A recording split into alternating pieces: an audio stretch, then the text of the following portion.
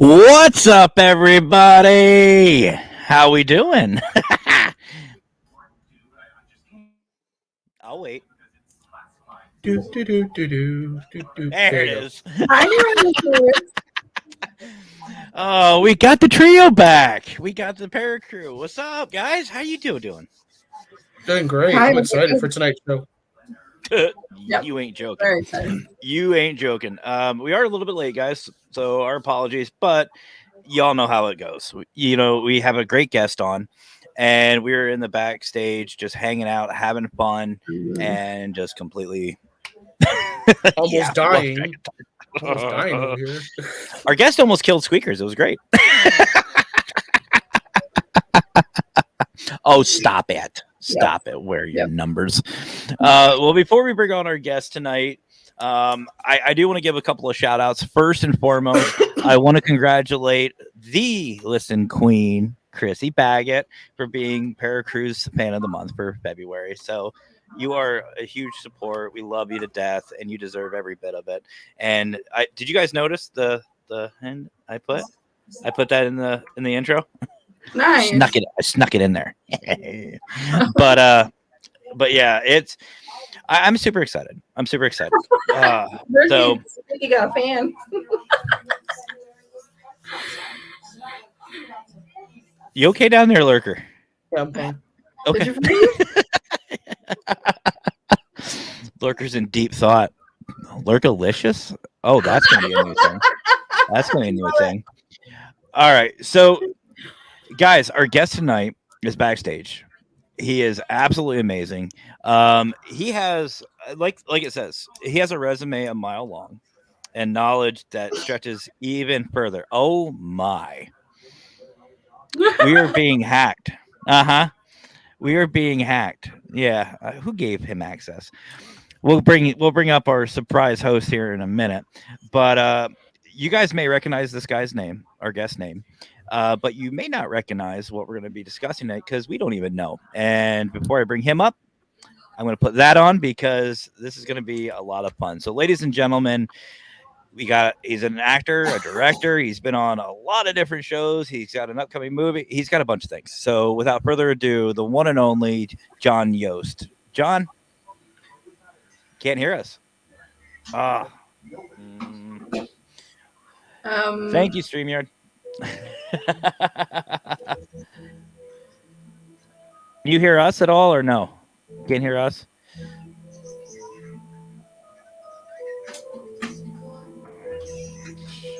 John, come back in. Hold on. All right, so we're getting this figured out because this happens. It's I don't know about StreamYard, but it's not our show without technical problems, right? And you know what? I think something to really help this situation is something very fedorable.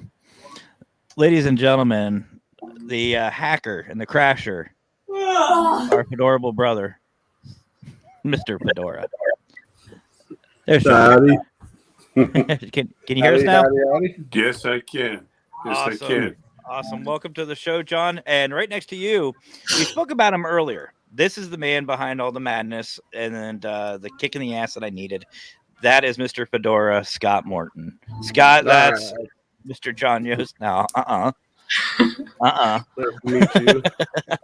Nice to meet you, sir. Didn't mean to crash. I thought it'd happen for a quick second.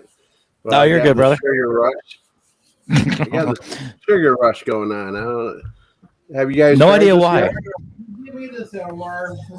Have you tried it yet? No. It's No. Oh, Peeps. I thought you said peach for some reason. So for those of you who don't know, Mr. Fedora here is the co-founder of Warren Area Society of Paranormal. If you've seen the show before, you know who he is. He's very notorious for weird food combinations. Getting there. Mm-hmm. But you guys pumpkin pie and mayonnaise. Mm-hmm. Mm-hmm. You guys encourage me. Yeah, I do. I do. It's fun. It's fun. But definitely go check out all of Mr. Fedora. Check him out on YouTube. He's got a lot of great videos, not just the weird food combinations, but even the investigation side of it too. Fedora does a great job. So And does some Steve. not so great stuff. I mean, we all can't hit winners every time, right? But hey, Bunch guys, thanks for letting me pop in. I just wanted to crash for a second, enjoy the show. I leave you in capable hands, mystery. Is that Yost or yes? Yost. Yost. Sorry for the butchering of the last name, but It's the I leave you in Pepsi. capable hands with these guys. You'll have a wonderful show.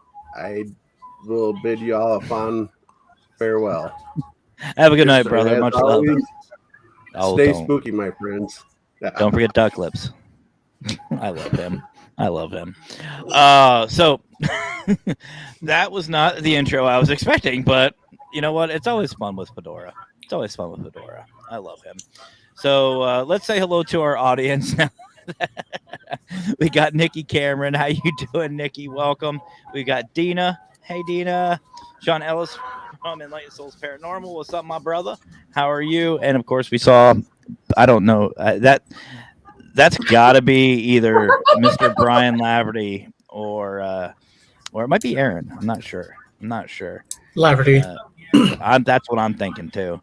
And there's Dina saying hi to you guys. Facebook user, glad to see you back. John, I don't know. I know you've been on a lot of shows and a lot of podcasts. Do you get a lot of Facebook users too? I have 5,000 friends. Does that count? Yeah, that fits. I don't know. Anthony from Texas Wraith Hunters, Wraith World Podcast. What's up, brother? How are you? Banshee, welcome. That's Tez right there. Hi, Tez. How are you doing tonight? Welcome. Anne Marie Young, hello. And of course, Raymond Newsom. What's up, brother? John, you were on Minnesota Spirit Hunters. You were hanging out with our family over there. Sure. Raymond may look familiar. Raymond Yeah. gets around everywhere. I love Raymond. Perfect. Love Raymond. And Fedora is saying, thanks for letting me crash. I didn't really have a choice, but always a pleasure seeing you, brother. I like his style. Hey, it's Fedora. And that's I warned John, guys, so have at it. I warned John ahead of time that our community and our audience is very different, very unique, but very loving. What's up, Ron? How you doing, brother? And definitely, guys, give him a very warm Paracrew welcome. So, John, let's start off with the normal, questions. So, what first got you into this field? And your field's not spirits and everything. Yours is a little different. Well, it's funny that you say it that way, because what I've discovered is that the world of paranormal seems more like it's all connected and less bifurcated and separated. And I think what we do as people is we try to study it in little pieces because it's easy for us to control, where that particular aspect is more interesting to us personally, because of our experiences or just our, past family experiences, that sort of thing. But I'm starting to study this really, really deeply, and I'm finding out that a lot of this stuff is connected. This idea of other than us, and that is everything from, out of body travel to NDEs to lucid dreaming to hallucinated drug trips to alien abduction, this sort of thing. And I was not always of that opinion. In fact, I used to think, and I'm not trying to be a jerk about this, I'm just telling you the truth. I used to think I thought it was all bullshit. And it was one of those situations where I don't know how much Shakespeare you know, but there's a line in Shakespeare that says, "Methinks thou dost protest too much." And the idea is that I was running so far and so fast away from my own experiences, I had to say they were bullshit. I had to make fun of them. I had to mock them to kind of protect my own soul. You know what I'm saying? Yeah. And so that was tough. What I was running from was actually this. When I was a little boy, 7 years old, I I woke up in the middle of the night. Like, by the way, do you guys hear that television in the background? Am I crazy, or is it just me? No, it's Yeah, me. let me double check. Okay, I just didn't know if it was a bleed in from somewhere else, or Hold on a if it's second. me, or whatever. Okay. Yeah, I didn't mean him to go away. No. He'll be Yeah, back. yeah. He'll be back. He'll be back. He's just Yeah. checking on some things. Okay. So anyway, when I was a little. Pardon me, that was my TV. Sorry. You're good, brother. You're That's good. okay. Thank you very much, by the way. Yeah. So when I was 7, I woke up in the middle of the night, like 3:00 in the night, Mhm. and I'm a little boy, and I hear this hum, like an undulating drone, like a like that sort of thing. And the more I've been thinking about this, I wonder how much of it was audio and wasn't like some sort of vibration in my head. But I felt this hum, I heard this hum, and it woke me up, and I was pissed off. I was tired. It was August. It was hot, and I wanted to go to sleep. And it was very, very humid that summer.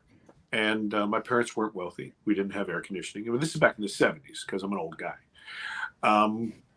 So the windows were open, and I get up, and I'm mad because I can't go to bed. So I go to the bathroom. Now, when I go in there, I do my thing, and I get a drink of water. And then I go to open the door. And when I open the door, standing in the door frame is what, to my 7-year-old eyes, was this character in Japanese television. It used to be this guy called Ultraman. Okay. And it was Japanese TV. It was a tall, like a giant, silver with these big almond eyes. And he fought the bad guys. He fought the monsters. So I was a little kid. I loved him, right? He was like a comic book hero. And except that this particular character was my size. And I'm about 6'3" now, about 270. But I was the smallest kid in my class until I hit high school. So this character is really small, looking right at me. And we got very close. I didn't have any fear at all at this point, right? So we get nose to nose. And I'm looking at him, just wondering, what's going on here? And just then, the way I describe it to people is I started to feel, if you've ever been on a beach and you feel the water come out over your ankles and it goes back out and it starts to pull the sand out from underneath you, you feel like you're going to fall back, it's pulling out. And I felt that. And it scared the shit out of me. And I'm flailing like a drowning man. And I actually lay hands on this thing. There's this brilliant flash of light. There's all of this color, black, blue, green, yellow, magenta, all this other stuff. Like I'm on a carousel that's out of control. And I'm in the middle of this, and I don't know. I feel like I'm moving, but I can't tell. And then when I kind of come back to my senses, I'm still fighting with this thing, this entity, but something really weird has happened. I'm no longer in the bathroom. He's no longer in the hallway. We've switched places, and my back is to the hallway, and his back is to the bathroom. Well, I'm in the middle of this fight, and I go to swing at him, and he raises his right hand. And when he does, he touches me on my left shoulder. And I feel like this wave hits me in the stomach, in the chest. Man, it knocks me backwards. Now, I'm on the second floor, and my parents had a stairwell right behind me, and it was all hardwood. And I felt ugly. I mean, up and over, I'm smacking my head off things, I'm banging. And I lay on the bottom step, screaming like a banshee, just a nut. Well, my parents, they have a first floor bedroom. They come running around. It's in the middle of the night. My father's screaming, what the hell's going on? This sort of thing. And I'm pointing upstairs. We're going like, Ultraman's upstairs. I'm sure he heard, intruder, this sort of thing, right? And he bounds up the stairs. He's opening up doors, slamming them. And my mother is cradling me at the bottom of the stairs, trying to console me because you ever get one of those uncontrollable cries where you can't catch your breath, this sort of thing? Yep. Okay. So anyway, after a few minutes, my father comes to the top of the stairs and he looks down and he's pissed off. He's really, really angry. And because there's nothing there, right? And so they take me upstairs and they do what parents do. They look in the closet. See, there's nothing here. They look under the bed. See, there's nothing, that sort of thing. And my mom is consoling me. And she lays me in the bed. And man, I think because all that adrenaline pumping through my body, man, I went into a coma. I just died. I was exhausted. So the next morning is, remember, this is the 70s, right? Today, you can't get kids off the couch and off their screens. But in the 70s, you grabbed an Eggo waffle and you ran the hell outside. It was summertime and you were playing, football, baseball, whatever the hell you were doing. Damn right. And then your mom would call you in. 70s, 80s, early 90s. Yeah, yeah. We had a cool little toy. It's called Outside. Yeah, it was crazy. It was crazy. So, I felt beat up. I felt like a bully had beaten me up and I was banged up, but I don't remember talking about it with my friends or anything. But I come in and my mom says, look, you are disgusting because, like I said, it was very humid. And she said, we're going to get a bath here before you're, having dinner. And of course, I'm a little boy. I don't want to, that little boy's a bath. What the hell? Mm-hmm. And she's struggling with me. She takes the T-shirt off and she sees all of the cuts and bruises on me from the fall. And then she gets to my left shoulder. And she says, honey, what happened here? And I said, Mom, I told you. Ultraman touched me. He was upstairs. And she looked really, really sad. And she kind of gave me this kiss on the forehead. And she said, honey, it'll be okay. It'll be okay. So, I don't know. What do we eat? I don't know, fried chicken? I don't know. Mm-hmm. And so a couple days later, my dad's taking me to the doctors. And as we pull into the driveway of the doctor, he says, now listen, son, I'm going to tell you something. I'm going to go in here. I don't want to hear any of this bullshit about Ultraman. You keep that stuff to yourself. Mm-hmm. So, I'm a little kid. I don't know, why this is important. I don't have any ideas.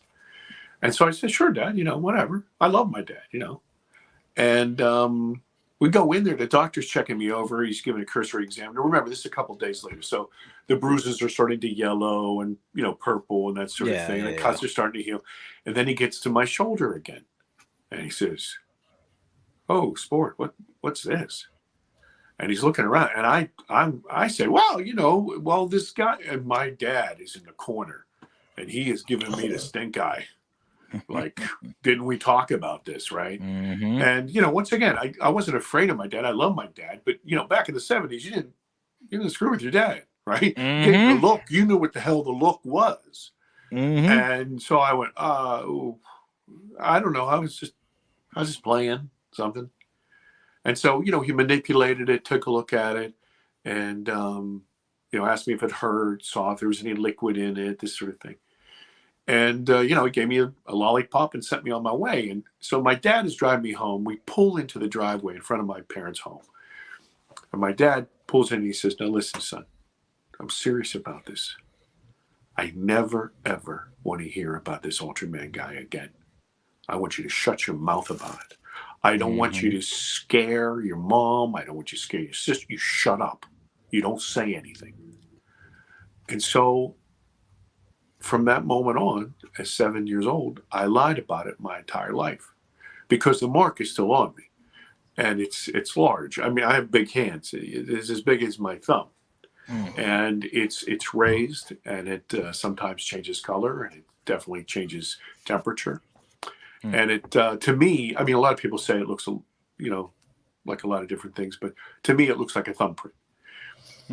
And the closest I can tell you, without seeing the film, it's in the film, but the closest that I would say is like a keloid. It's a raised burn. It's like I've been burned both a very, very high heat. And so anyway, so I mean, through all my life, I was involved in sports in high school and college and this sort of thing, and you're in the shower, you're taking off your shirt, you're in the locker room. People would say, hey, what's that? Of course you're going to say that because it looks weird. And it was like muscle. I've said this 1,000 times to 1,000 different interviews. It's like muscle memory. Like, Matt, this morning, you didn't sit up in bed and go, you know, I think perhaps this morning it would be a good idea if I could focus my eyes. No, that shit never happened. You went, No. I can't see anything, popped the glasses on, and went about your day. Because it's just part of what you do, right? I mean, there was a couple of curse words in there this morning, but I'm sure. Especially if you drop the glasses. Especially if you drop them. Oh, I know what you're getting, but I don't do mornings, and my job requires I mornings and I hate each other. I mean, I'm a but paranormal you know what I'm saying investigator. about the muscle. Oh yeah, the muscle wear. So So here's the thing. So it was almost like I had like a one-liner. Oh well, you know. Oh, I was struck by lightning. I got bit by a shark. Somebody shot me. You know, I got stabbed. You know, and what happened was this. It took like 3 seconds to say that, right? And then everybody went, Yost, you're full of shit. But then they left me alone. And anything would have been better. Anything would have been better than to say, you know, when I was a kid, I was taken.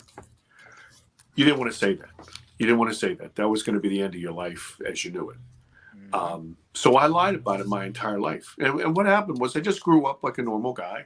You know, got married, had kids, you know, did a job. I got involved in television and radio, I want to say 30 some years ago. And I mean, I've done everything from silly little commercials for a car company all the way to big productions for cable companies. I've done stuff for Food Network and Esquire and Fox and Comcast and suddenly everybody. Okay.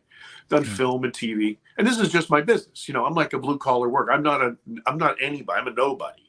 But, you know, I've done all kinds of different stuff behind the screen and on screen.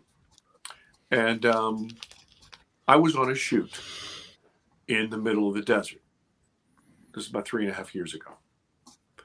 And it was a place called Borrego Springs, California. If you don't know what it looks like, it's very flat. It's very arid, desert-like. Right? And we rented this really big ranch house for everybody to stay. And so we were out shooting at night. And we came back in, downloading the footage to make sure we have copies. We don't lose anything, right? And a bunch of the people, we had like 15, 16, 17 people with us. They were out behind this ranch house at the pool. And they were going to have a nightcap. So, you know, unwinding. So I said, yeah, sure. Shit, I'm going to go out and have a nightcap. So I go out and they pour me one and I'm going to raise a glass. We're going to do a toast, right? And I see this glint of light in the glass. And your mind, you know, when you see things, you race in to kind of figure out what the hell do I just, you know, what am I looking at? And I said, oh, that's the moon.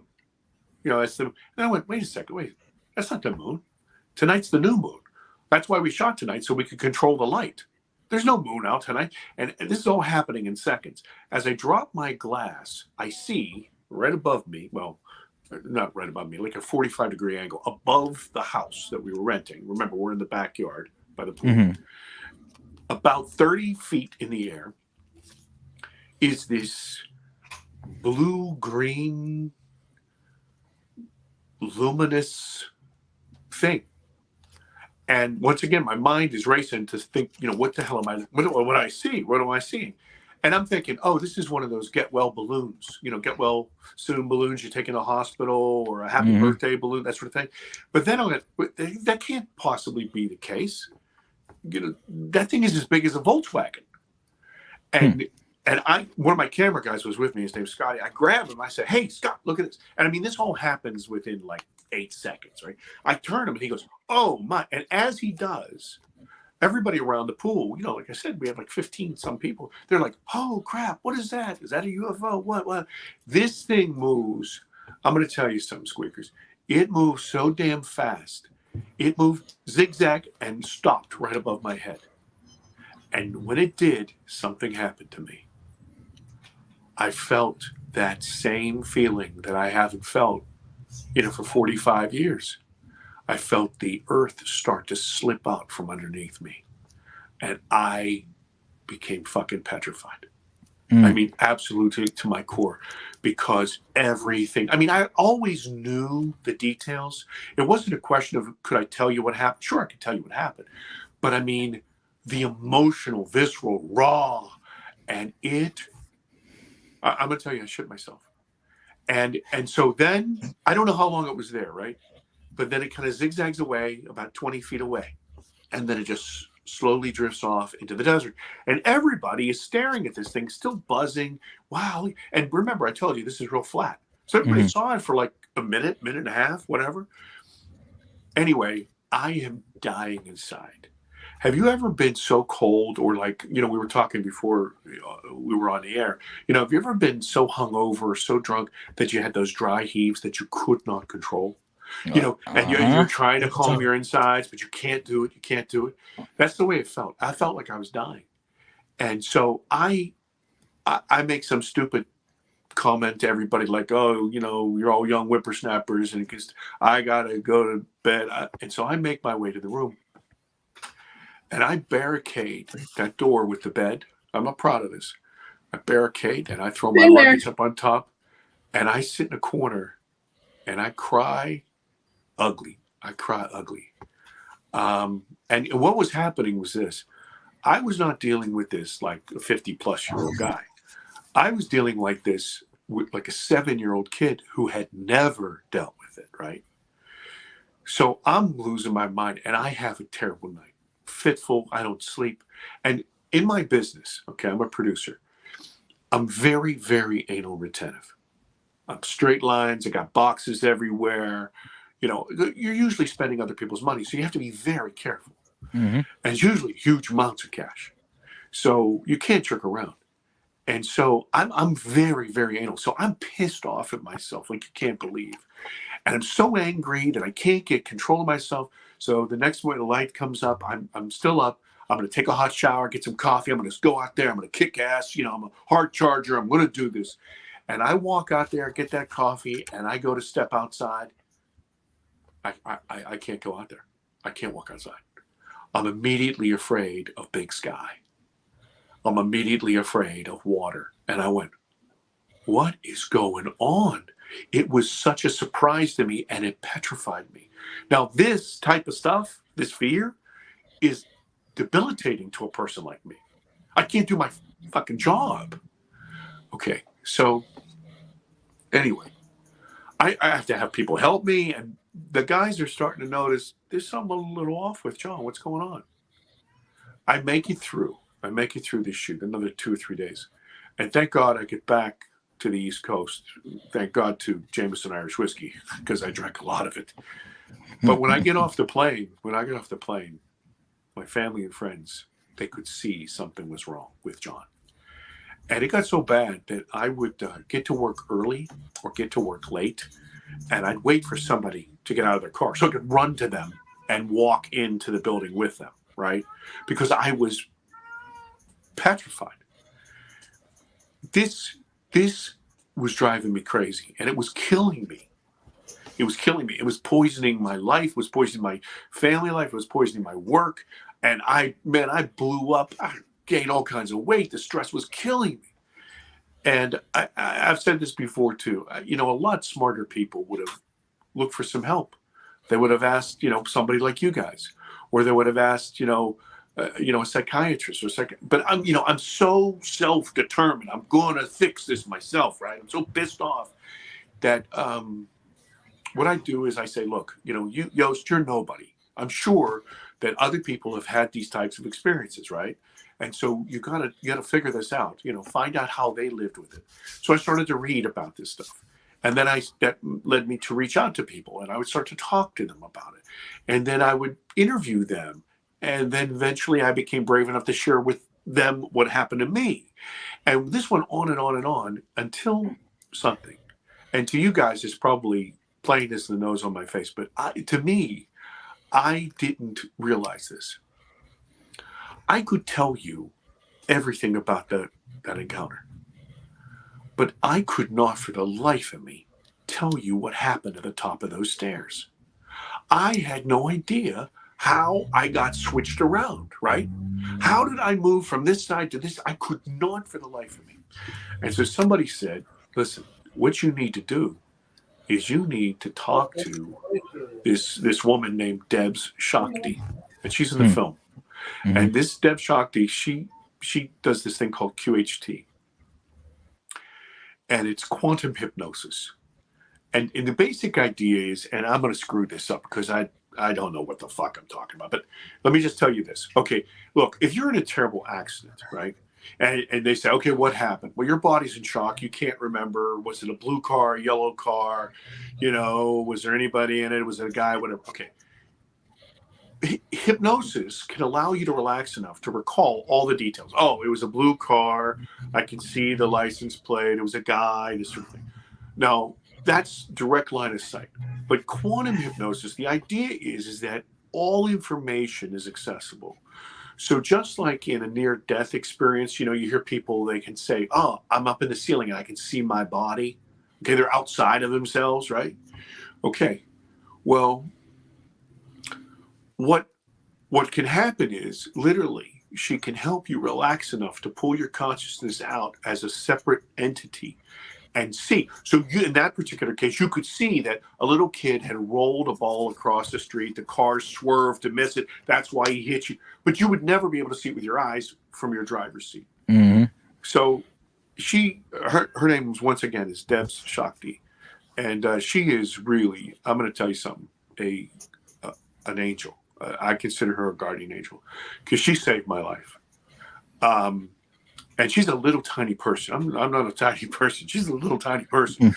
And I'm kind of like, well, little lady, this sort of thing. And she went, man, we'll see. We'll see. and the bigger they are, the harder they fall.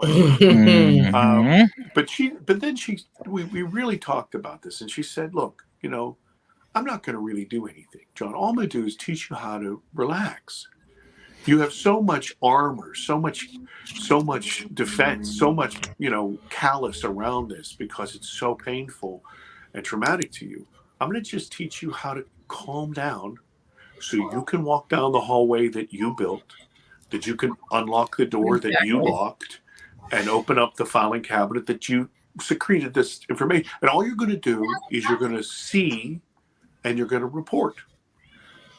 So I realized at that moment that I was starting to feel a little bit better about what was going on. I was scared to death to do this hypnosis thing, this regression. But I realized that this might help other people because I realized that I wasn't the only person. And what I found out is literally millions upon millions of people have had experiences with other. And so I said, I wanted to film it. And she was totally against it. I mean, she is a true blue professional. She said, look, we're not playing some fucking game here. This is not carnival time. Mm-hmm. This is serious. We're dealing with your psyche, your heart, your mind, your soul, your consciousness. We're not playing around. And I shared with her what I wanted to do with it. I shared with her that I wanted to help other people. So after some time and some consideration, she decided that this was a worthy cause, right? But she didn't want people around, so we had to set up all these remote cameras, and people couldn't be in the room, they couldn't be in the building, they had to be all this other crap. And it took about 6.5 hours. And man, I'm going to tell you something. I found out all kinds of shit. I found out exactly who took me, where they took me, why they took me.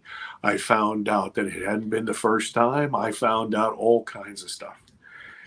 And it blew my mind because in that state, everything is completely clear. Just imagine if your eyes didn't need glasses anymore and you saw everything in vibrant color. It was like you had brand new eyes. And I saw it all the terror, all the interaction, all the communication, everything. And but when it was done, I was tapped out, man. I was exhausted. I couldn't talk about it. I couldn't look at it. It took me a couple of weeks to actually take a look at it. I could only see it in little bites because that wave of emotion just fucking killed me. It crucified me. But then slowly but surely I was able to see it, and then we built this movie around that.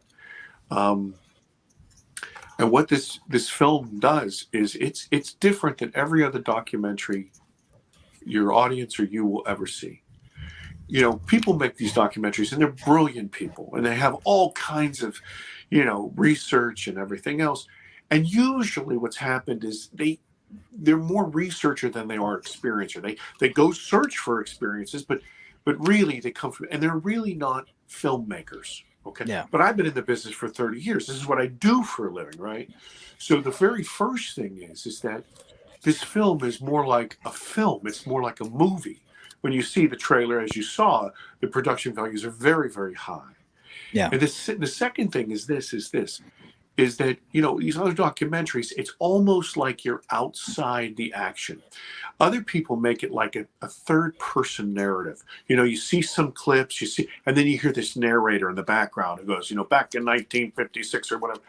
But from the very first frame, you were with me. We go back to that time. It's like you're sitting on my shoulder or you're in my pocket, and you are being abducted with me.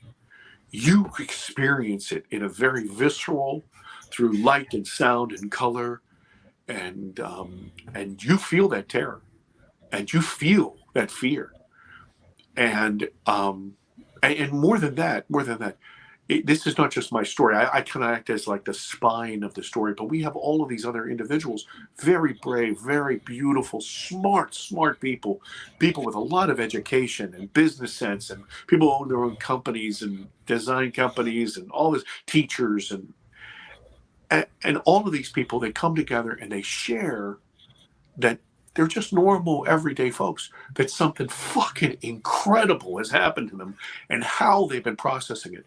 Now, their stories some of them are a little similar to mine, but many of them are totally, totally different. And so the audience gets to see this, and what they come away with is this. They say, look, okay, well, maybe I don't relate to John, but that person right there, that's my mother, or that's my son, or that's my cousin, or that's me. Yeah.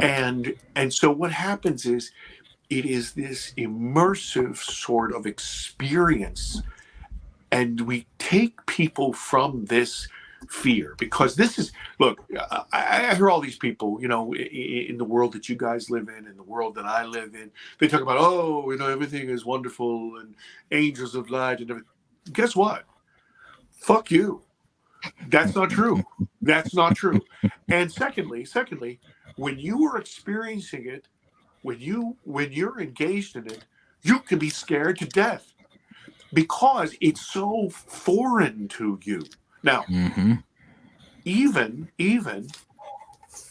wonderful experiences, if strange enough, can be frightening because it's so, I hate to use the word alien, but alien to you, right? So, you know, I'm sure you guys have spirits that you wanted to communicate with people that weren't malevolent, but that scared the shit out of the people because they didn't know what the hell was going on. Okay, well, there's an example. See what I mean? Yep. So here's the thing. You can't deal with this subject or any of the paranormal without addressing fear. Exactly. You have to, number one, you have to admit that it's real. Okay. Now, look, what you do with it, that's another thing. Okay. Now it's a process. Now you got to work with this. What does it really mean? You know, and what I think about is this. Everybody has had this experience. You walk into a room and you see a shadow. And you go, what the hell is that? You turn on the light and you see your jacket hanging over a chair, right? Okay. So the idea is that I wanted to turn on the light. I wanted to ask the stupid questions. I wanted to be the scaramouche. I wanted to be the fool. People could sit in a movie theater, or they could sit in the safety of their living room, and they could watch me make an ass of myself. But then they could live vicariously through that. They wouldn't have to embarrass themselves with their friends. They wouldn't have to say something that they would regret. I could be the idiot, but they could find out for themselves. And this movie is called Alien Abduction Answers. And I've taken a lot of shit from people go, oh, Mr. Answer Man. No, this is what I'm saying. I'm a guy looking for answers. Looking. But okay? could you imagine? Go ahead. I'm sorry. I was going to say, could you imagine the amount of mental health deficiencies that would no longer be called that because they were actually able to tell the truth and figure out what they saw? You know what? That is so key. The bottom line is that we are dealing with stuff that we think we understand. We try to understand, but we don't completely understand. We're taking the feedback in. We're wrapping our arms as best we can around it. We're consuming it and digesting it the best we can. And then we're trying to communicate it to other people. I mean, and maybe you don't have the vocabulary to communicate it. Maybe it's beyond your Wicca to be able to communicate it. You don't know. But then somebody else has to interpret what they're hearing from you. So all of this stuff is mixed in here. This is why it's so important. And this is why my salute to you guys and your paranormal unity is because, look, we really do have to support ourselves. I've used an example a couple of times, and you guys have heard this analogy. You heard the old thing where, like, there's a dark room, right? And you take 3 of the smartest people and you throw them in there. You say, hey, what is this? And somebody yells out, it's a whip. Somebody says, no, are you crazy? It's a spear. And somebody else says, are you nuts? This is a boulder. And they turn them like it's an elephant. Okay? So somebody has the trunk. Somebody has the tail. Or somebody has the tusk. Somebody has the tail. Somebody has the side of it. Okay, now watch. We've already determined that these are the smartest people, right? So it's not like these people are lying or making something up. They're not doing it. These are the smartest people. And what they're doing is they are giving us their honest-to-God impressions of what they're touching. You can't wrap your arms around the whole fucking elephant. It can't be done. It can't be done. So they've got this piece. And so they're, I hate to say this, but they're speaking their truth because it's really what they're experiencing. And they're trying to share with you what they can experience, what they digest, and what they interpret it. But it's imperfect because they don't have the whole picture. And it's impossible for us to really do this. I mean, it takes a long time to even come to that understanding. So my film, Alien Abduction Answers, is to help people ask themselves those questions, to overcome their fear. And when they come out on the other side, I try to shepherd them through that fear. They can make decisions. Because here's the thing. When you turn on that light and you saw that coat on your chair, right? You can make a decision like, man, I'm hanging this damn thing up. Okay, and that's not going to scare me again. Or you can say, I'm never going to be scared of that again. Or if you turn that light on and there's a bad guy in there, you can make a decision, go attack or run like hell. But you know better what you're dealing with. We are afraid for fear's sake. And that is a damaging and crippling fucking thing. And we have to, as thinking people, as a thinking species, we have got to approach this carefully, respectfully, but we have to absorb the information as best we can with an open mind. We have to get away from religion. But once again, I've come to a place where, like I said, I'm not defending religion, but religion is a way of people interpreting the things that they're seeing, right? As I said about like the My Truth thing, watch this. I'm an old guy. I'm 56 years old. Anyway, so I'm 56 years old. When you say to me, and I hope I don't offend any of the younger viewers, you say, I'm speaking my truth. Back in the 70s, I'd laugh at you and say, okay, well, so that's an opinion that nobody else shares. That's why it's yours. Okay. But today, people they are drop dead serious about this shit, right? Okay. So what has happened is I've come to this understanding that, honest to God, they're not trying to screw around with you. They're really telling you the truth from their perspective. They may be wrong. They may be right. But the one thing I can guarantee you is they have an incomplete view because we are limited. We are limited persons. We have eyes, right? So these eyes are only as good as these eyes are, right? A hawk or an eagle can see farther than you. Is that supernatural? No. It's just they have a better filter than you, right? Somebody has better hearing. Dogs have better hearing than us. They supernatural? No, they're just better. So what we're trying to do is we kind of live in this numb place. And we're trying to experiment and figure this out. So people with religion, organized religion, the originators, let's put it that way. I don't know about today, but the originators, this was their attempt, right? So I'm starting to have a bigger heart for people who tell me this is their truth. This is their truth. This is how I see the world. Because you know what? Fuck me. I wasn't there. I didn't see it. How do I know? Exactly. So you know what the key is, though? The key is this. Everybody, and I think you guys will agree with me, everybody in the world today wants to be right. Mm-hmm. They don't give a shit about being That's true. correct. They want to be right. Here's proof, and I've said this 1,000 times. Listen, put on Twitter or Facebook today, Happy Wednesday. You'll get 1,000 people who say, what the hell's wrong with Tuesday? And then you get another 1,000 people who say, fuck you, Thursday denier. Mm-hmm. Okay. And you guys are, not you, but you are fighting about nothing, right? Because you want to be right and you don't give a shit about being correct. And this is the... But carry into the calendar world. Yeah, this is the key. This is the key. We as human beings, all of us, religious people, agnostic people, atheistic people, spiritual people, materialistic people, we all have this ego.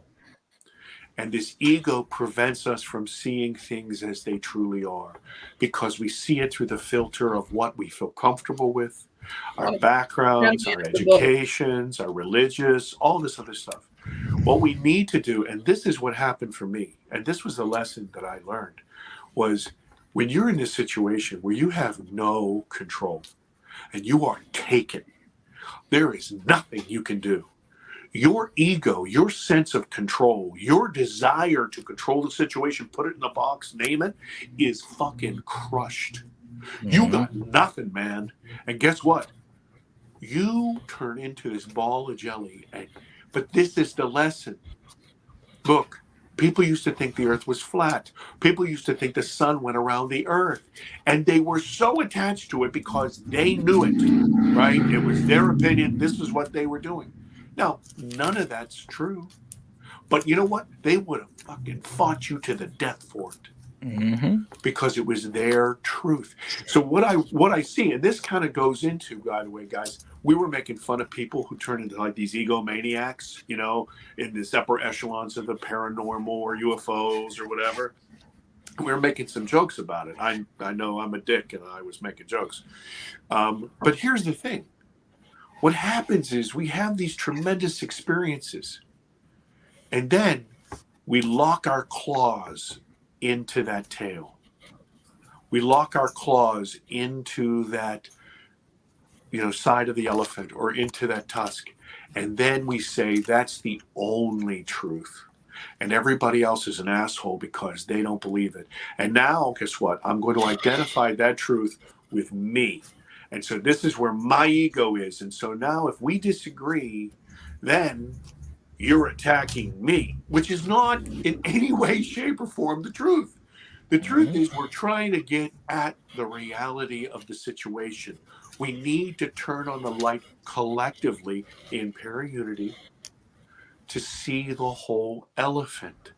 And until we're ready to take our egos and our stances and our truths, until we're ready to do that, we're never going to have that unity. And what we're going to do is we're going to still be in that dark room, grabbing that tusk or that tail for dear life and screaming, everybody else in the world is an idiot. And I'm the only one with the enlightened truth, which would lead us right back to your umbrage to religious people, you know, because they grab onto it so hard. And I'm not saying religion is bad. I was baptized Catholic, but now I'm North Pagan. So you can tell where I'm going at that. Sure. Well, and it's you said a couple of key things, and the first thing I want to touch is one of the most important, and that's what PTSD does to people. Well, you know, every time I hear about an encounter, every time I hear about, you know, something that has happened, an abduction, whatever, I can go right back to the military because it sounds exactly like a lot of these people and these war vets that are coming home. That is what they're dealing with. They can't even hear, you know, a car backfiring and they think it's somebody being, you know, attacking them. You know, somebody walking down the street may look like one of their brothers or sisters that passed, you know, and trust me, I deal with that myself. But, you know, mental health in any part of the paranormal, and I say paranormal, not just the spirits, but the UFOs, Bigfoot, whatever, everything, you know, mental health is very important. And the other thing I want to hit on is you said something that's pretty damn close to what we've all said before. And this is something that our community has been preaching for a while now. and honestly practicing it. We all agree that we as a whole need to come together to get those answers that everyone is looking for, no matter what field you're in. So the paranormal, the not normal, the extra stuff is one big jigsaw puzzle, and it takes every single fucking piece to put that puzzle together. And that's why I was actually about to say, guys, I think he's going to really like our P3 video, but that's why communities like what we have are created. You know, Parapost, Paralinks, P3. Everybody you're about to hear about and talk and see, we're gonna do a quick commercial, but everybody you're gonna see believes the same thing: support, unity, and just overall love. I mean, you saw, people coming in, give the hearts. That's what it is. We love these people. We love these people. We acknowledge them as not anything else but brothers and sisters. And it's time that we all need to come together, and it's starting. It's happening, and it's not just in the paranormal, but it's also in UFO, extra, everything. So we are going to take a quick break, guys. I was going to play the Global Ghost Hunt video, but we're running short on time, which is fine. It's my show. Fuck off. Do what I want. But we're going to play the P3 video just so we can get a little bit of a break. But when we come back, we're going to talk to John about the movie a little bit more, and what's happening in the future, what you have in store, and whatever else we come up with. So, guys, don't go anywhere. We'll be right back after this video.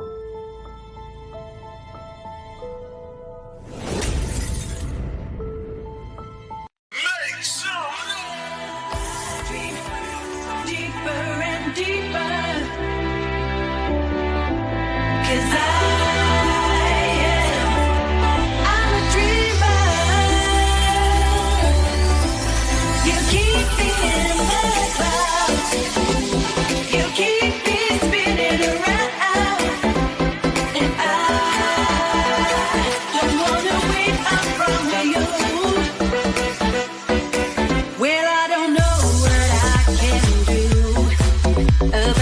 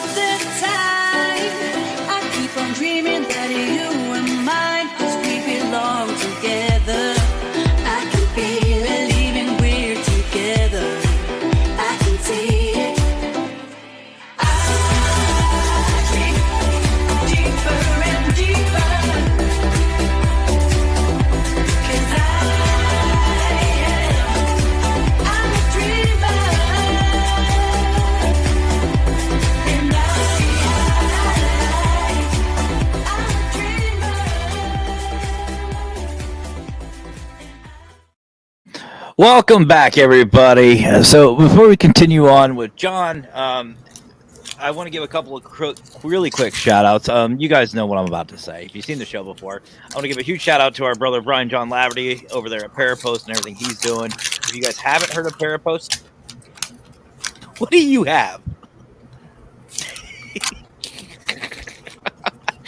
I just imagine like a little piece of candy just trying to Focus. unwrap it. Focus. Yeah, right. Focus. You know who I am. No way in hell. But I want to give a shout out to Brian over there at Para-Post. If you haven't heard of Para-Post, it's a paranormal Facebook, short version. No ego, no drama, none of that BS. Start networking today for free. Go to parapost.net or your Android or iPhone store, either one. Doesn't matter. You can download today. And also Para-Post Network Central, which we are on. Para-Post International, Para-Post 2 International, one of the two. It's one of those. Paralinks, all of theirs, all of that's in the description. You guys go check them out.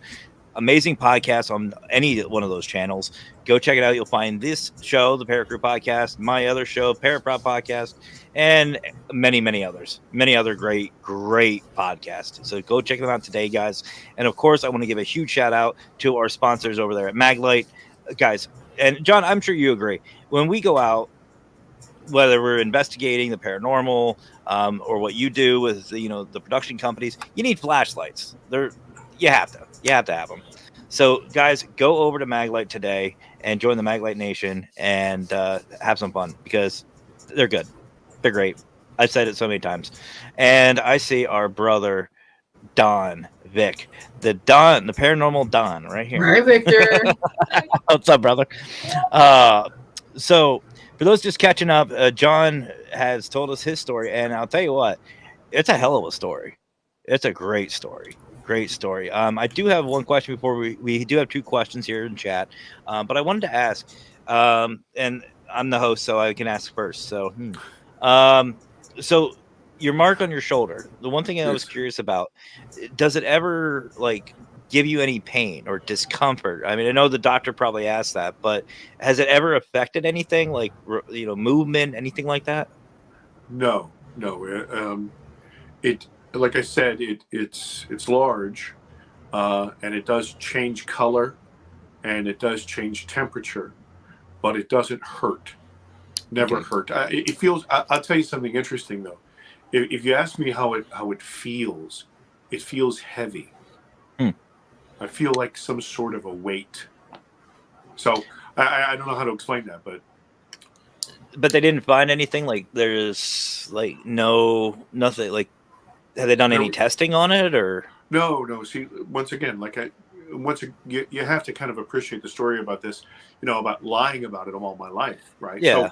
So if I could, I ignore it. You ever talk to somebody and say, "Hey, I got some good news and bad news," and they say, "Tell me the good news. I don't want to hear the bad news." So I kind of divorced myself from that reality. Yeah, I saw it every day, but I didn't want to talk about it. I didn't want to deal with it. It was verboten. And so I never went on as an adult to have it tested. Okay. Yeah.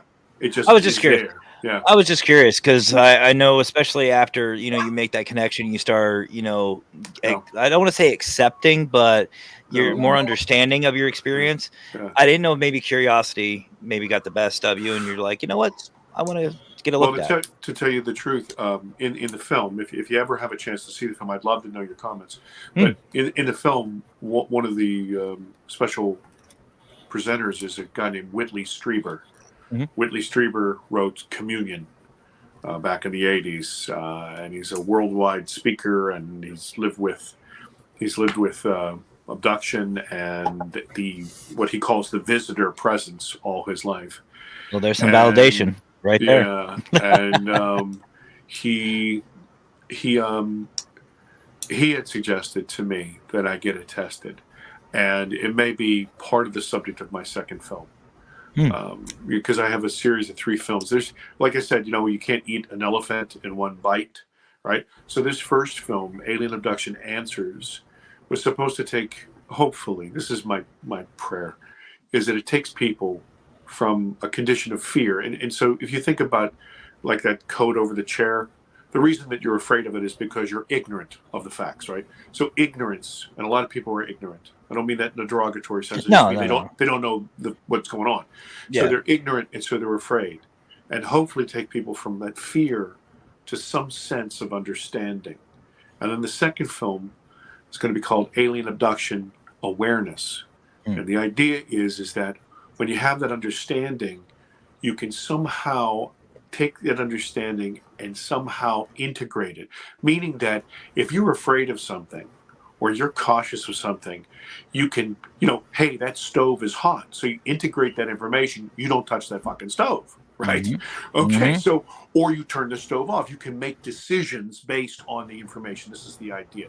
So I was coming out of all that trauma and that fear. And so in the second film, I'll be making decisions. And then the third film is, in the back of my mind, is Alien Abduction Ascension. And I really don't mean woo-woo. All of my work is about us, okay? It's not the shiny lights in the sky. It's about you and me and us and the species and our decisions as thinking people and our decisions as a species, how we move together forward. So I try to, in all of my work, show the universality of these experiences and of these explanations, and show that it's not necessarily special people. It is open. These experiences are open to everybody, depending upon your tolerance level and curiosity. And so in that last one, the idea is that I don't give a shit who you are. I don't care what country you are. I don't care what color you are. I don't care anything about you. Here's the point. No matter who you are, you've lived through the same experience of this. We were all children. We all fell. We all crawled. We all finally stood up and toddled around. And then we walked, and then we ran. And so that universal idea of, after I have the information, after I've integrated it, how do I move forward? Like you guys are integrated. You had the information, you either overcame or dealt with whatever was going on in your lives. You integrated that information, and now you're doing something about it. Take a look at this. You have the show, you do investigations. You're living with that paradigm now, whereas somebody might watch this and say, from their couch and go, oh, that's interesting, but then never do anything about it, right? But you guys are involved. And that's what I'm talking about. That ascension, that idea is this, is that this subject is more mainstream than mainstream. Everything's mainstream is kind of an illusion, because what it is it's kind of like, okay, just stare here, but the big picture is so much more freaking important. And it's about who we are and what we could be and how connected we could be. Because most people, excuse me, I'm going through puberty. Most people, in there for the eighth time, right? Most people don't understand this. Look, I'm taking a look at our money right here, Mr. Lurker. You got that hoodie on. You got that jacket on, right? So here's a question. Is that a man wearing a jacket, or is that a jacket wearing a man? Right? If you took that jacket off, hung it on a chair, it couldn't dance, it couldn't move, it couldn't get a beer, it couldn't do anything. It is nothing without you. Okay? So are you a man with a soul / consciousness? Or are you a consciousness wearing a body, wearing some sort of spacesuit, living out this three-dimensional encounter, right? Are we all here? Let me tell you something. This is why, and you guys know this, right? There are two examples I like to give. The first one is this. Everybody's had this experience. Have you ever been thinking about somebody and they call you? Or somebody's thinking about you, you call them, and they go, damn, I was just thinking about you, right? Okay, look, that is a coincidence if it just happened to me and Squeakers. It is a phenomena and a condition and reality if it's happened to every single person on the planet. And that's what we're talking about. Consciousness is not inside your head. You're like an antenna buried in this frothy information, this intelligence, this consciousness, and we are picking up this information. That is why all the clairvoyant and psi powers are possible, because what you're doing is you're tapping into that universal knowledge and seeing it and understanding it and processing it. That's why people can communicate like that. That's why somebody says, "Oh, I'm just thinking about Matt," and the phone rings and it's Matt. That is why. If everybody was just a meat puppet and all of our consciousness and soul and everything else was contained in our head, that would not be possible. And so that's what my films are about. Taking it from total terror, shepherding you through that, coming to a truth. And that truth is not my truth. Screw me. I'm a nobody. What it does is it helps people say, hey, listen, I don't have to be afraid to ask this question. I don't have to be afraid to experiment with that. I don't have to be afraid, because I can cautiously, and I know other people now who do that and experience it. You know, it's like being a little kid. Remember little kids, and they see that big water slide and they say, shit, I'm not going down there. But then you let them go, and then you can't get them off the damn thing, right? I'm still go like and that. Go and go. Yeah. But you know what I'm saying? But that fear that they felt in the beginning, that lack of information, was petrifying, paralyzing to them. And it was real. And so that's what I'm about. That's awesome. That is awesome. So I do have one more question for you, but Yes, before sir. I ask mine, Squeakers Lurker, you guys have anything you wanna ask John before we wrap everything up? I do have a question for him. Yes, sir. Go for it, brother. Yes, sir. Yes, sir. Based on not just your experiences, but everybody else's experiences, do you think they're somewhat connected to those who have experience with, ghosts, spirits, or demons? Do you think there's some similarities or Yes, almost the same, yes. maybe? And I'll tell you, there's a guy you guys ought to interview. His name is Ray Hernandez. Ray Hernandez is a really, really smart guy, okay? I'm an idiot. This guy is a brilliant, brilliant guy. Former professor in New York. He has PhD. All the people he deals with are all PhDs in theoretical physics and everything else. Here's the idea. That we think of material world as primary, and then everything else is other, right? Right. They look at the world and the universe and the cosmos as consciousness is primary, and we in the third dimension are secondary. We're an offshoot or an expression of that. Okay? Interesting. Yeah. And so in quantum physics, it makes perfect sense about how this works. And it's kind of like this. It's kind of like this. If I asked you when the last time you tasted air, you would go, what? Okay, well, how can you prove to me that there's air?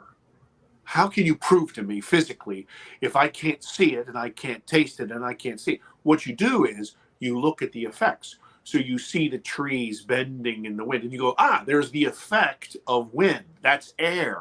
Yeah, it's not a monster that's pushing it. No, it's not a ghost that's pushing the tree. No, it's air. That's what that is. So these guys have done all of these experiments and thought experiments to prove that consciousness is primary. And literally what we are, the four of us and your audience, is we are pushing into this dimension. Think about it like this, and this is exactly what's happening with our with some of these entities that you're dealing with. I have a whole. I mean, we should talk a lot about. Everybody says, they want to say this is a ghost, this is a demon, this is because we feel comfortable. Then we can put it into a bucket. We can control the idea. Then we have labels. It's an ego thing. We need because that's the way we can wrap our arms around it. But here's the deal: imagine if you and I, Lurker, we're standing beside a pool of water with fish in it, right? And I push my face into the pool of water with fish, right? Okay. Now I'm literally penetrating the reality of the fish because they don't live out here. They live in there. So I'm pushing myself in, right? Now the fish comes up and it sees me. Fish has never seen a fish this ugly, right? So the fish says, what the fuck is that? Also, I don't move like any other fish, right? The fish has no idea what the hell I am. I am blowing this fucking fish's mind. Yeah. Then eventually I have to get some air. So I push out, literally disappearing from their dimension. Now this fish, he's going crazy. He runs over to his other fish friends, brings them over and says, look, this guy was here, blah, blah, blah, blah, blah. They go, there's no proof. You're an idiot. You wear a tinfoil hat. You're stupid. Shut up. Okay. Here, the devil's always in the details. Watch this. This fish saw something, right? And what it saw was this. This fish has no idea that this face is attached to a head. No idea, no concept of what that is. No idea that that neck is attached to a neck, to a body. With a dude with a consciousness who has all kinds of stuff to do that has nothing to do with his freaking fish. He's not blessed. He's not a prophet. He's not anything. He's a fish who accidentally caught sight of a big ugly guy sticking his face in the fucking pond. But meanwhile, now he starts a religion. Okay? Around the big oval head that he saw, you know, Fred Flintstoneism, whatever. And so that's when he starts, right? Okay. But this is what we're experiencing. This consciousness, either through its own energy, through the thinness of the places in the earth, through its tech, in some cases aliens, or some other ultra-terrestrial. I mean, we've been calling these things elves and demons and fairy folk and angels and God since the beginning of time. And some of them are those nuts and bolts, and some of them are that memory of the world, that glitch in the matrix. But there are also these entities that have intelligences, that have necks, that have bodies, that have entire lives, have nothing to do with us, that somehow through their own psych power or their own tech push themselves in to our dimension, interact with us, sometimes leave marks, sometimes don't, and then pop out without a trace. And that's the way I try to explain it. I don't know if I really helped you, but that's honestly the way I see it. Isn't it kind of like a similar concept to a skeptic turning into a believer in a sense, Mr. Yost? Well, I don't know. I mean, I'm just being honest with you. I'm not that smart. I don't understand your question. Oh, okay. Let me elaborate that question again. Please. What I mean, based on what you said about, you know, the fish thing, like, sure, didn't believe, and then like at first kind of like, oh, I don't know, and then, you know, as soon as you push your face into the water, they're like, oh my God, I, you know, believe. You know? Yeah. Sure. So Okay, from that aspect, yeah, from that absolutely. Aspect, yeah. That really wasn't what the point I was trying to make. But you're absolutely correct. You are absolutely correct. What I was just trying to say is, in relationship to your idea of, are all these things somehow connected? That's what I was trying to say. Yeah. I would have to say to you, absolutely. And here's the example of what I mean. Yeah. Yeah. Squeakers, you have anything for John before we take off? You're muted before you even start. I know I was muted. I got kiddos. I saw your mouth start to open. I'm like, I got you. Well, actually, yes. So you said you have a series of movies coming out. Can you give us a little bit of details on what those movies will be more about? Sure. Well, without giving it away. No, that's okay. That's good. So Alien Abduction Answers right now is out everywhere. You can go on Amazon. You can go on. The DVDs are at Amazon.com. It's on Prime. It's on every cable station. It's on video on demand. You can rent links are in the links are in the description, guys. Yeah. So that's been out since May, and we're having a big international release. It goes international the 15th of March.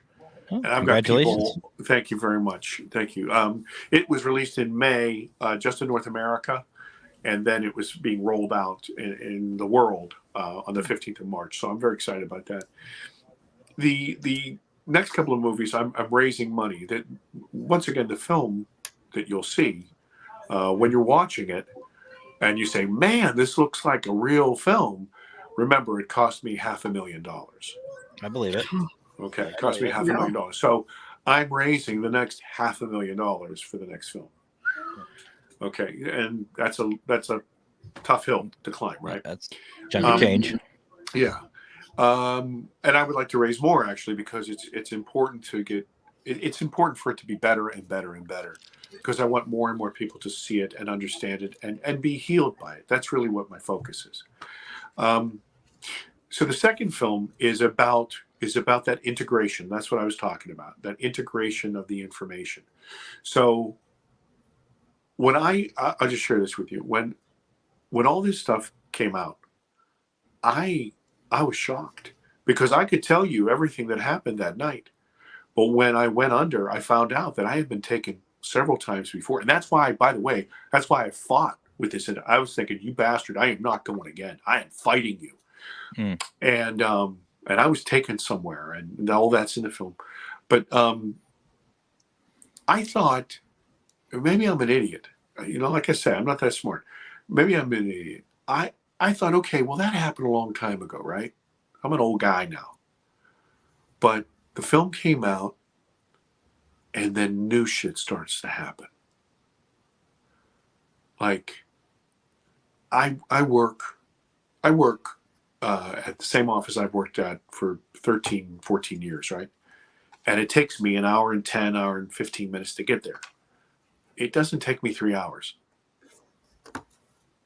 Something's going on. So I'm not where I'm supposed to be. I'm lost. Like I said, I've been driving there. It's not like I can get lost. I'm just not around. I'm waking up in places that I shouldn't wake up. I have a lot of security on my home. I'm outside and everything is locked. How's that happening? Okay, so these encounters, these things have taken on a different form. And this relationship, if I can say that, is changing. And I am compelled to find out. This is what this is. This is me on this search, on this fucking quest. I don't have the answers. So anybody wants to complain, that's not what I'm saying. What I'm saying is come along with me and help me find them, right? And so the second one is about taking this information as a boy, realizing I don't have to be afraid as I was a 7-year-old boy, but now as a man, armed with that information, now I can go into this and go, wait a minute, this shit's happening. Why? What's going on? And now I want to find out. But as a man with a clear mind, right? And then the third film is about taking all that information and then doing something with it. What does it mean?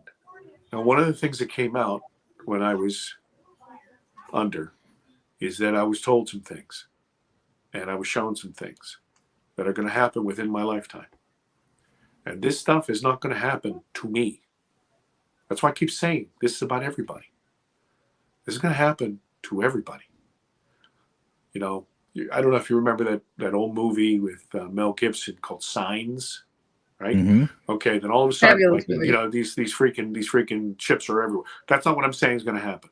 But what I'm saying to you is this: there's going to be undeniable realization that something's going on, and nobody is going to be able to say this. Like, say, right now we have two camps. We have people who say, "Yeah, you're full of shit." They got people who say, yeah, something's happening, and they have all kinds of ideas about what's going on, right? This person over here is no longer going to exist. They're not going to be able to say nothing's going on. Everybody's going to know what's going on. And some people are going to lose their shit.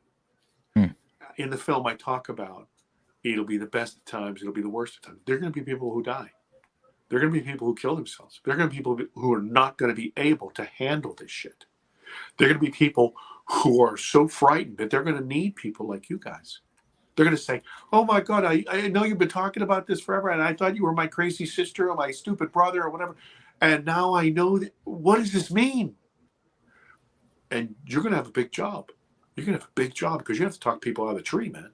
Yeah. And then there are going to be other people who are militant about it. There are going to be other people who want to encounter it. There are going to be all kinds of people, but nobody is going to be able to say that's bullshit. And that is going to be a huge paradigm shift on the planet. And Well, so that's- that that's- third film is about that. And that's what we're looking to create, a safe environment for people to be able to, talk about their experiences no matter what. So two things. First of all, I just want to say, and I think I can speak for all of P3 and everyone here in the audience and us. No, I can speak for these two as well.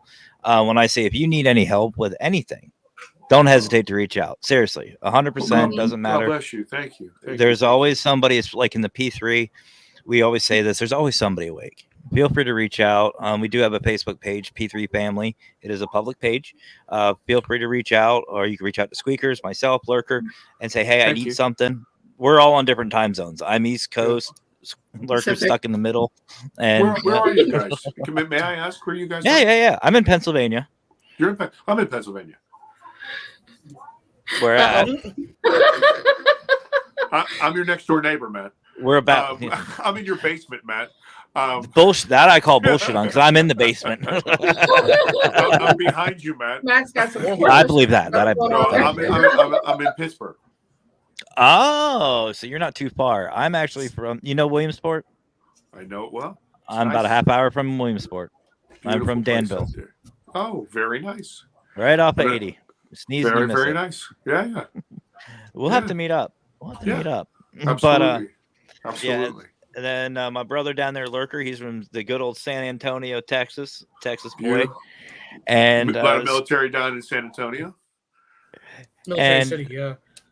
And the squeakiness over here is from Spokane, Washington. Ah, Bigfoot country. Yes. Oddly enough, a radio station is called Bigfoot Country here in PA. And that is my favorite cryptid, by the way, is Bigfoot. There you go. I'm more of a medium foot, but anyway. So the last, and Parasolo, who's in the audience tonight. Which, by the way, folks, I do see your comments. I see all the questions. I see everything. I love you guys. I appreciate it. I just didn't want to interrupt John with his amazing tale. Shut up! I'll shut up. No. You're perfectly fine. You're perfectly fine. You're good. But I just want to let everybody know I did see all your comments. But Parasolo is in Punxsutawney. Oh, so you've got town. You've got Central, Mid Central, and then West. I love it. There you go. But my last question for this evening, because we do have to wrap it up, is probably the most important question of the evening. And yes, sir. I think I already know the answer because we could go on forever. Literally. Would you like to come back for a part 2? Oh, I love you guys, of course. Love to hear it. Thank you. Yay. Part 2. So, guys, go check out what John's doing. Show some support for his film. You can find his information. You can find all of his credits down in the description. I have everything down there for you guys, including his movie. I have the link over there. You can find it there. You can find it at his Facebook link as well. So give him, send him some messages, show some support, and let's show him what this community can really do. Honestly, let's show them what it can do. Thank you all. So, John, thank you so much, brother. Much appreciated. Much love to you. And if there's anything, there it is. And if there's anything we can do, again, feel free to reach out, brother. I thank you. Hey, listen, God bless you and yours, everybody. You as well. Have a great evening. Thank you, John, for coming on. Appreciate it. Thank you very much. Thank you very much, Squeaks. You're muted. She said you're welcome. You're welcome. Too late. Save it for last. At least once. Save it for last, Squeak. I fucking love it. I love it. I miss that. I love having you two on. Holy shit is all I can say. I warned y'all. It's in the description. A wealth of knowledge. And I can't wait to get this part 2 set up. But I'll tell you this, it made me go more in depth as a paranormal investigator. Now I have an idea of what he said. Now I have an idea how to investigate even deeper now, which we should have been doing a long time ago. It's kind of cool how like the cryptids, I'll just say cryptids, and the paranormal tie in. Mm-hmm. So that's maybe what I was saying. It gives us a whole different perspective on how we should try to get answers. So maybe for all we know, maybe they're the same. Maybe it's projections. Who knows? But anyway, so that's going to do it for tonight, guys. Thank you so much for joining us. Much love to each and every one of you. Excuse me. Tomorrow we have what is it? Urban Ghost Explorer or Hunters? Urban Ghost Hunters. Urban Okay. They were supposed to be on last month, but we had to reschedule them. So it's with And then Eric Murphy and his team And then for some reason, we have Raymond Newsom on Friday. for some reason. Y'all know you love him. It's Raymond. I do. I love Raymond. I got to give him shit. But again, guys, thank you so much for joining us tonight. And Lurker Squeaks, thanks for joining. I love you both to death. And, the show wouldn't be the same without either one of you. I love you both. So before we go, one last thing I want to announce. Our boy Lurker here. Our boy Lurker has joined the ranks of the Global Ghost Hunt. He's in trouble. Hey. So now the entire Paracrew has been recruited to the Global Ghost Hunt, and Yeah, Brian's pretty much. hold on. Brian's fucked. Nah, I love it. So, all right, guys, I got nothing else. You guys have anything? Nope, we're good to go. All right, I guess there's only one more thing left for me to say. Y'all have yourselves a great rest of your night. Have fun. Stay safe. You both are muted. Happy hauntings. Don't be in panels.